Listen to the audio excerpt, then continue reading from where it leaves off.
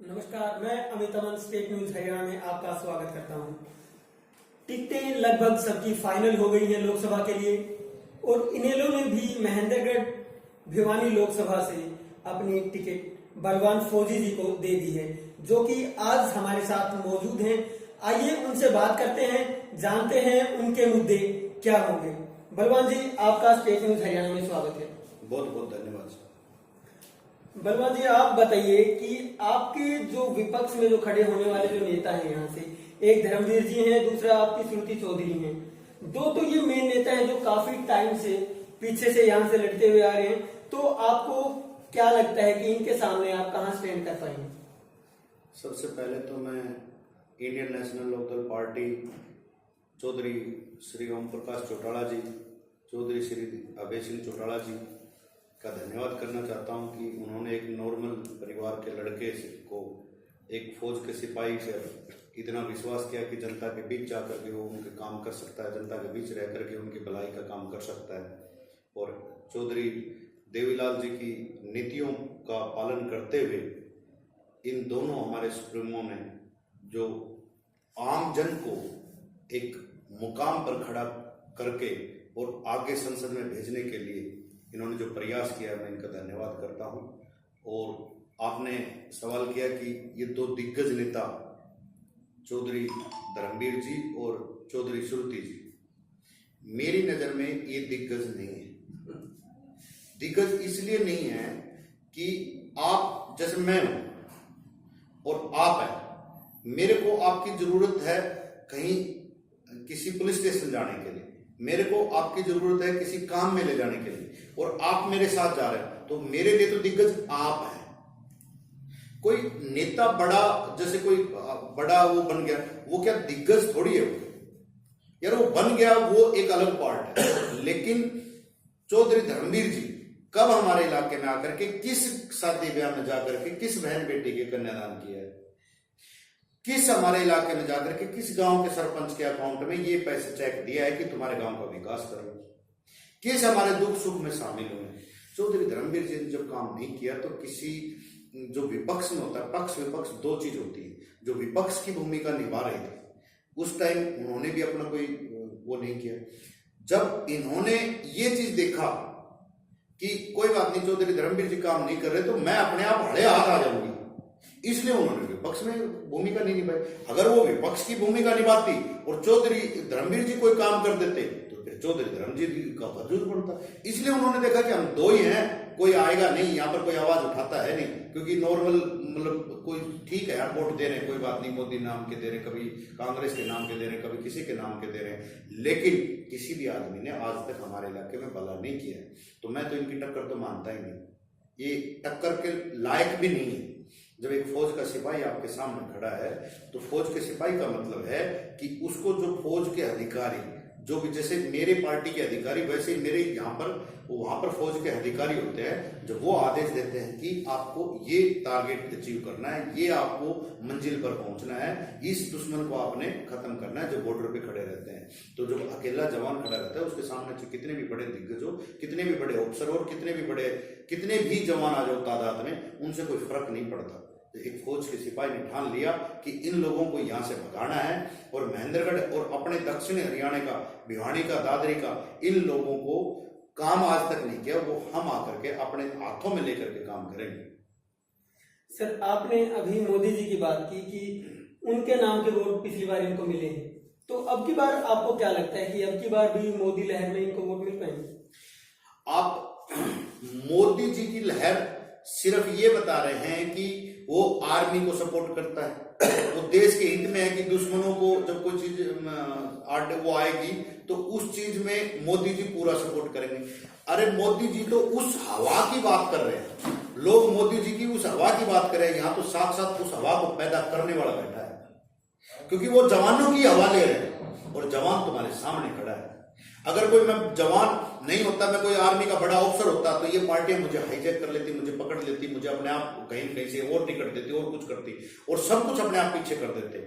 लेकिन मैं फौज का सिपाही हूँ, जमीन से जुड़ा हुआ आदमी हूँ, जमीन में बैठ करके खाने वाला आदमी हूँ, तो मुझे पता है लोगों की समस्याएं। क्योंकि एक फौज के सिपाही को सब कुछ पता होता है, नॉर्मल परिवार से निकला होता है। जब उसके घर परिवार में कोई दुख की स्थिति होती है, कोई सुख का काम होता है, कोई ब्याह शादी का प्रोग्राम होता है, कोई एक्सपायर हुआ होता है और वो ड्यूटी पर होता हुआ, तो वहां पर भी उसको रोते हुए ड्यूटी करनी पड़ती है। लेकिन ड्यूटी एक ऐसी चीज है, इंडियन आर्मी में सिखाया हुआ है, आपको करनी पड़ेगी, चाहे आप रो रहे हो हंस रहे हो, उससे मतलब नहीं है। उसी तरीके से यहाँ से मुझे दुख हो, तकलीफ हो, कुछ भी हो, मैं अपनी ड्यूटी जो मेरे को जनता देगी उस ड्यूटी को पूरा निभाऊंगा। ये फौजी आदमी का वादा है और उस ड्यूटी के लिए किसी भी कीमत पर कहीं पर भी कुछ भी करना पड़े, मैं करने के लिए तैयार हूं। रोना धोना जो चीज ये लोग घूम रहे हैं, ये लोग सिर्फ अभी घूम फिर के कर जाएंगे। उसके बाद अगर जनता ने इनको थोड़ा बहुत सहयोग पीछे दिया था, तो आप बताओ कौन सा ये 4.5 साल आकर के आपका भला किया था। सिर्फ कोई लहर नहीं होती है, लहर के चक्कर में हम अपने बच्चों को मारते हैं, लहर के चक्कर में हम अपने मतलब यहाँ के इलाके का विकास ही ना करवाएं। या इसका मतलब हर बार ही लहर होगी, आगे मोदी जी अगर काम नहीं करेंगे तो वो आ जाएंगे, फिर मोदी जी काम करेंगे तो बोले फिर लहर है। तो लहर के चक्कर में हम अपने इलाकों को क्यों खो रहे हैं, ये बताओ मुझे। तो लहर वहर के चक्कर में कुछ नहीं है। जिस लहर की बात कर रहे हैं उसका साक्षात प्रमाण बलवान सिंह फौजी बैठा है, आर्मी का लेफ्टिनेंट बैठा है।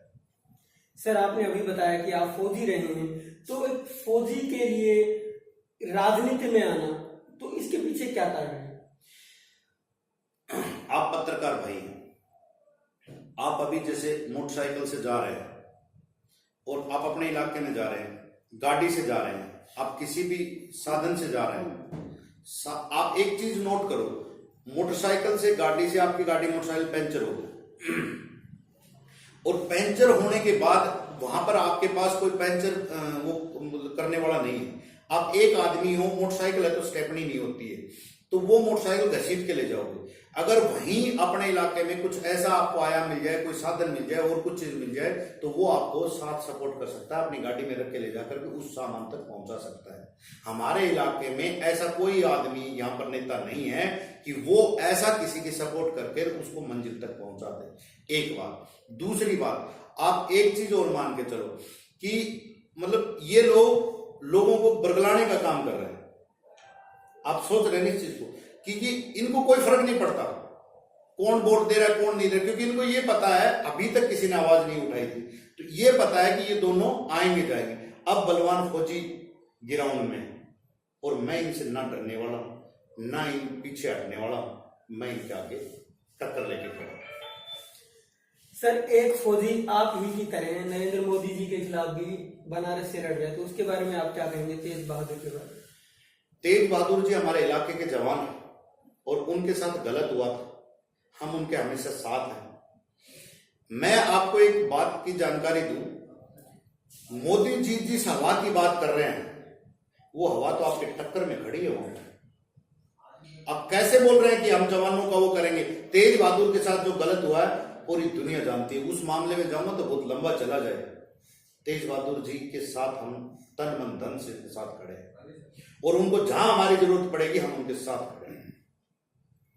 सर अब बात करते हैं जहां से आप खड़े हैं, महेंद्रगढ़ भिवानी लोकसभा से, तो यहाँ आपके मुद्दे क्या हैं कि आप यहाँ पे जो चुनाव लड़ रहे हैं, तो उनके खिलाफ जो आपके पास धर्मवीर जी हैं और श्रुति चौधरी जी हैं, उनके खिलाफ आपके पास मुद्दे क्या हैं? मुद्दे तब होंगे जब उन्होंने कुछ किया, कुछ चीज बच गए हो, उनको निकालो और उनको मुद्दा बनाओ। या तो सारे मुद्दे, रोड देख लो, बिजली देख लो, पानी देख लो, हाईरवाल क्षेत्र का या भिवानी साइड का एरिया देख लो, आप किस साइड के मुद्दे लूं? नांगल चौधरी में एक लॉजिस्टिक हब बना था, लॉजिस्टिक हब में 30 लाख रुपए प्रति एकड़ जमीन गई थी। क्या सरकार का कोई नुमाइंदा आकर के ये बोला कि 30 लाख रुपए एकड़ आपने दे दिया, और ये ना उस 30 लाख से जिसके पास 1 एकड़ जमीन है, जिसमें वो हल चला करके धरती माँ का सीना चीर के जब हल चला करके किसान भाई जब फल उगाता है, उससे नेताओं का भी पेट भरता है, आपको बता दें। तो जब वो अपना भी पेट पालता है और नेताओं का भी पेट पालता है, आम जनता का पेट पालता है, और जब उसके साथ वहां पर उसकी जो वो चीज है वो बिक गई है और और वो 10-20 लाख रुपए, जैसे 1 एकड़ है तो 30 लाख रुपए आए, मुझे एक चीज की जानकारी दे दो, उसको ना तो रोजगार मिला है और वो 30 लाख रुपए में कौन सा नया रोजगार अपना खोल सकता है। अगर वो गलती से कोई रोजगार खोलता है, यहाँ पर वो ज्यादा पढ़ा लिखा नहीं, क्योंकि किसान आदमी ज्यादा पढ़े लिखे नहीं होते, वो मतलब पसीना निकाल करके, खून पसीना बहा करके, धरती माँ का सीना चीर करके अपने बच्चों को रोटी खिलाते हैं, अपने देश के बच्चों को रोटी खिलाते हैं, जो नेता है बैठे हैं उनको रोटी खिलाते हैं। तो जब उसके साथ वो कहीं लगाता है, ज्यादा ज्ञान नहीं होता है, वो जाकर के वहां पर उस पैसे को भी खत्म कर देता है। आप एक बात बताओ कि वो आदमी कहां चला जाएगा। मैं सिर्फ यही सरकार से डिमांड थी, अगर कोई रोजगार आता है, जैसे मारुति कंपनी आती है, तो वो जो 1200 एकड़ की जमीन गई थी उसमें 30 लाख रुपए में गई थी, और जो मारुति कंपनी आएगी 1 करोड़ प्लस या 1.5 करोड़ प्लस की जमीन खरीदेगी, तो दोस्त आप मेरी बात मान के चलो कि वहां पर एक अनाउंसमेंट के तौर पे 5 साल के अंदर अंदर अगर दूसरी कोई कंपनी आकर के, दूसरी चीज होकर के आप ऐसे होता है, तो वो जो पैसे बैलेंस होते हैं, जैसे 1 करोड़ का हुआ तो 70 लाख रुपए बैलेंस होता है, वो बलवान फौजी की ड्यूटी नहीं है, वो हरियाणा गवर्नमेंट की ड्यूटी होती है। अनाउंसमेंट के तौर पे उस किसान के खाते में जाने चाहिए, ताकि वो अपना पालन अच्छे से कर सके। और लोकल जो लॉजिस्टिक हब में जितनी भी नौकरियां हैं, वो बाहर के लोग लगे हुए हैं। मैं चाहता हूं कि जिनकी जमीन गई है उनको रोजगार मिलना चाहिए। मेरा मेन मुद्दा है मारुति कंपनी महेंद्रगढ़ डिस्ट्रिक्ट में लाने के। 1999 में जब मारुति कंपनी वहां से शिफ्ट हुई थी, वहां एमटी मानेसर तक गई, उस टाइम मारुति कंपनी ने सिर्फ ये कहा था कि हम 15-20 किलोमीटर के दायरे में लेंगे, तो 15-20 किलोमीटर का दायरा वहीं तक पड़ता था। लेकिन अब मारुति कंपनी ने कहा है कि हम 100-150 किलोमीटर के दायरा भी ले सकते हैं। तो हरियाणा गवर्नमेंट में जब ये चीज आई कि मारुति कंपनी को जगह चाहिए, तो करनाल, रोहतक, फरीदाबाद, सोमनाथ और धारवेड़ा चीज, हमारे यहाँ के जो आला अधिकारी हैं, जो बैठे हैं, हमारे यहाँ के जो मंत्री बैठे हैं, उन्होंने एक बार भी जाकर के सीएम साहब को ये नहीं कहा कि सर हमारे इलाके का भी नाम डाल दो। मैं तो नाम डलवाने की कोशिश कर रहा हूं, अगर नाम डाल दे तो हो सकता है मारुति कंपनी आज नहीं तो फ्यूचर में जरूर आएगी। तो मैं तो नाम ही डलवाने की बात कर रहा हूँ। फौजी आदमी हूं, झूठ बोल के राजनीति करने का मेरा कोई शौक नहीं, ना ही मेरे को झूठ बोलनी आती है। सिर्फ मैं ये चाहता हूं कि मेरे इलाके में ऐसे ऐसे रोजगार है, जो भी हमारे घर गांव में आप चले जाओ, किसी में भी, हर घर गांव में एक एक हमारी बहन बेटी शिक्षित बैठी है। कुछ हमारी मजबूरियां होती है, कुछ हमारी मतलब घर की परेशानियां होती हैं कि हम उनको अपने यहाँ से बाहर नहीं भेज सकते हैं, उनको हम अकेला नहीं छोड़ सकते हैं। अगर उनको नौकरी के लिए भेजते हैं तो उनके साथ कोई कोई हमारे घर परिवार का आदमी जाता है। जब वो घर परिवार का आदमी जाता है तो वहां पर घर में कितनी तकलीफ होती है, क्योंकि वो किसान परिवार से होते हैं। किसान का भी डिस्टर्ब होगा जो काम करता है, और वहां उसके साथ जाएगा तो उसकी भी वो तकलीफ पूरे दिन भर। वो किसान आदमी को आप अकेले रूम में एक बार बैठा दो, कभी नहीं बैठ सकता। पूरे दिन खेती करवा लो, पूरे सालों साल करता चलो, वो करते आए हैं और करते रहेंगे। लेकिन उन लोगों को, जैसे हम फ्री में बैठ जाते हैं कि भाई यार चलो आज थोड़ी देर ऐसे बैठ जाते हैं, घर में कोई काम नहीं है, बेटी है, बहू है, जो भी नौकरी के लिए गई है, और वो बड़ा बुजुर्ग होता है, वो घर में अकेला बैठ नहीं सकता। उसको वहां का गांव का एनवायरनमेंट चाहिए, गांव का माहौल चाहिए, क्योंकि वो गांव में बड़ा होता है और गांव की खेती करके अपनी जवानी गुजारी होती है। और उसी टाइम जब बुजुर्ग होता है तो उसके साथ जाता है तो उस टाइम पास नहीं कर पाता है, वो घुट घुट के वैसे मर जाता है। तो ऐसी चीजें बहुत है जिनमें मैं यही चाहता हूं कि हमारे यहां पर रोजगार आएंगे तो हमें जरूरत नहीं भाग जाए। सर, आपने अभी मारुति प्लांट यहाँ लाने की बात की, आपने पहले भी ये मुद्दा उठाया है, तो इसके अलावा भी आपके दिमाग में कुछ और भी है रोजगार के लिए कि आप अगर यहाँ से सांसद बनते हैं तो रोजगार के लिए और क्या आयाम आप यहाँ पे पैदा करने की कोशिश करेंगे? दोस्त, आपको एक बात समझा दूं मैं, जब मारुति कंपनी आएगी तो आप ये बात मान के चलो, इलेक्ट्रिसिटी पावर प्लांट आएंगे, मेगावाट्स में है, उनके लिए हजारों एकड़ जमीन होती है। छोटी छोटी और जो मारुति कंपनी के पार्ट्स बनाने वाली कंपनियां होती हैं वो आएंगी। रोडों की हालत ठीक होगी, हमारे यहाँ बिजली की हालत ठीक होगी, पानी अपने आप मारुति कंपनी मंगा लेगी। और एक खास बात, जब मारुति कंपनी ये सब कर लेगी तो आप एक भी बात बताता हूं आपको अभी, कि एक भी आदमी हमारा यहां से बाहर जाकर के काम नहीं करेगा, यहीं पर काम करेगा, यहीं रहेगा अपने घर में। बहुत से लोग ऐसे होते हैं, अशिक्षित लोग, जिन्होंने 8वीं कर ली, जिन्होंने 7वीं कर ली, जिन्होंने 6वीं कर ली, 5वीं पास है, जो 10वीं पास है, जो सक्षम नहीं है बाहर जाने के लिए, लेकिन यहीं की यहीं सुबह जाएगा, शाम को आएगा, रात को अपने घर का काम करेगा। लैंड बदलना काम, किसानों के काम अगर ये नेता जानते ना, जो मैं रात को काम बता रहा हूँ, वो इनको पता नहीं है। किसान जब काम करता है तो रात में ही करता है। सर्दी के टाइम पे बिजली देते हैं रात को, किसान कैसे जाके ठुट के लाइन बदलता है। तो वो चीजें इनको महसूस नहीं है। किसान का बेटा हूं इसलिए वो महसूस है, फौजी आदमी हूं इसलिए वो चीज महसूस है। जो चीज ये आएगी तो अपने आप सारा सिस्टम, जब मारुति कंपनी आएगी, जब बिजली आएगी तो दिन में भी किसान को बिजली मिलेगी, तो दिन में अपनी लाइन बदल के आएगा, रात को 2 लाइन लगा करके आराम से सोएगा, सुबह 6-7 बजे उठ करके फिर करेगा। जब 24 घंटा बिजली रहेगी तो रात की तो जरूरत भी नहीं पड़ेगी आधी बार तो। लेकिन कुछ किसानों के पास ज्यादा मतलब खेती होती है, ज्यादा अपना वो काम होता है, तो वो उस अकॉर्डिंग भी होता है। तो आप ये बात, रोजगार की तो आप बात ही मत करो। अगर ये चीज आयाम आ जाते हैं और जनता मुझ पर विश्वास करती है, मैं फौजी आदमी हूं, मैं उस जनता के विश्वास पे खरा उतरूंगा। आपको बता देता हूं, जिस दिन मैं संसद में जनता ने मुझे हिंदुस्तान की सबसे बड़ी पंचायत में मुझे यहां से बना करके भेजेंगे, उस पंचायत में सिर्फ मैं एक ही मुद्दा उठाऊंगा, जाते ही सबसे पहले मारुति कंपनी मेरे इलाके में आएगी। दूसरी चीज, मैं अपने अहिरवाल क्षेत्र के लिए यहाँ पर एक हाई रेजिमेंट है, हाई रेजिमेंट हमारे साथ, मैं ये बोल रहा हूँ कि हाई रेजिमेंट मत बढ़ाओ, अभी बोल रहा हूँ, लेकिन और जो रेजिमेंट है उनको भी एक नाम दो इंडियन आर्मी का। मैं हाई रेजिमेंट या किसी उसके पक्ष या विपक्ष में नहीं हूं, लेकिन विपक्ष में और पक्ष में इसलिए खड़ा होना पड़ता है कि और जाट रेजिमेंट हो गई और पंजाब रेजिमेंट हो गई, सभी की है, सिर्फ हमारी रेजिमेंट नहीं, तो वो क्यों नहीं? एक बार जब हमारी रेजिमेंट बनेगी, तो जब मैं उस पंचायत में बैठा हूंगा और रेजिमेंट की जब मोहर लगेगी, तो आज आपको यकीन भी दिलाता हूं, वो रेजिमेंट का जो सेंटर बनेगा वो अपने महेंद्रगढ़ भिवानी इलाके में। सर, आप ही की पार्टी से अलग होकर दुष्यंत चौटाला जी ने एक अलग पार्टी बनाई, जननायक जनता पार्टी, और उससे उन्होंने यहाँ से स्वाति यादव जी को आपके खिलाफ खड़ा किया है। तो स्वाति यादव जी के बारे में आपके क्या विचार? स्वाति यादव जी हमारे इलाके की है, विचार हमारे पर्सनल कोई मतभेद नहीं है। अगर आप इलाके की बात आएगी तो फिर सारे मतभेद सॉरी, स्वाति जी से आप एक बार इंटरव्यू करो या कर चुके हो तो आपको जो मैं बताऊंगा आंकड़े आपके समझ में आ जाएगा मैं क्या बोल रहा हूं। स्वाति यादव जी का बैकग्राउंड, राजनीतिक बैकग्राउंड कुछ भी नहीं है, सामाजिक बैकग्राउंड कुछ भी नहीं है। मैं 15 साल से लोगों के बीच में। स्वाति यादव जी सिर्फ जैसे बाहर से आई है, वो यहां आकर के, कल परसों मैंने इनका एक इंटरव्यू देखा था, उसमें क्या बोल रही है, मेरे पापा मेरे दादा हरियाणा को लाइक करते हैं, हरियाणा को पसंद करते हैं, मैं खुद हरियाणा को पसंद करती हूं। ये क्या है? आपको पार्टी ने अगर आपको एक इलाके के लिए निर्धारित किया है, आपको एक इलाके के लिए भेजा है टिकट देकर के कि इस इलाके का भला करो, तो उस इलाके के बारे में सोचो। आप पत्रकार हो, आपको अगर राष्ट्रीय लेवल पे पत्रकारिता करनी है तो राष्ट्रीय लेवल की बात उठाओगे, अगर आपको अपने लेवल, अपने इलाके की बात करनी है, आप अपने इलाके में रहना है तो आप अपने इलाके की बात उठाओ। तो वही मामला है, जब हम लोगों के बीच में नहीं है, लोगों की आज मेरे को एक पत्रकार भाई ने बताया कि स्वाति जी तो ऐसा बोल रही है कि जी मैं तो किसी के मतलब कटाक्ष करूंगी नहीं, मैं किसी के विपक्ष में बोलूंगी नहीं। बोलना आता कहां है जो बोलोगी आप? बोलना कहां आता है? क्योंकि जो मुद्दे वो तो पता ही नहीं है। मुद्दे आप लाओ आमने सामने, आप ही के चैनल पे या जो भी चैनल आना चाहता है, आमने सामने स्वाति जी को बैठाओ, आप सवाल करना, हम जवाब देंगे। वो जवाब, उनसे सवाल करना, हमसे सवाल करना।